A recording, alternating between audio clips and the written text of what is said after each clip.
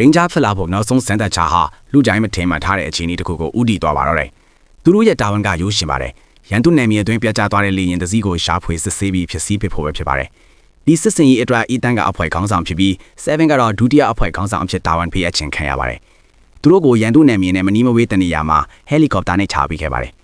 အီတန်ဟာအဖွဲ့ကိုဦးဆောင်ပြီးပြင်းမဲ့ရှီယာတောအုပ်ထဲကိုချီတက်လာခဲ့ပါတယ်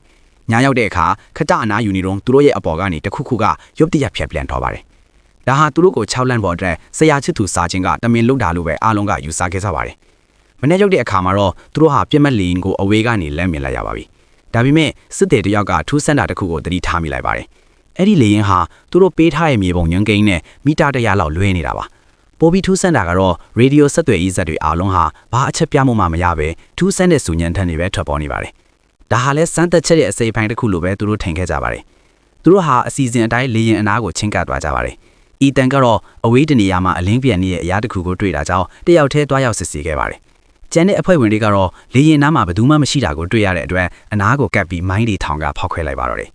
တစ်ဖက်မှာလည်းအီတန်ဟာအလင်းပြန်နေတဲ့နေရာကိုရောက်သွားတဲ့အခါမှာတော့အကြီးကျယ်ထိတ်လန့်သွားပါတယ်ဘာလို့လဲဆိုတော့သူတို့တကယ်ရှာရမယ့်ပြက်ကျနေတဲ့လေရင်အစ်စ်ဟာအခုသူရောက်နေတဲ့နေရာမှာရှိနေလို့ပါတယ်အီတန်ဟာသူ့အဖွဲ့ကိုတတိပြေးဖို့အပြင်းထန်ပြေးလာခဲ့ပေမဲ့နောက်ကျသွားပါပြီ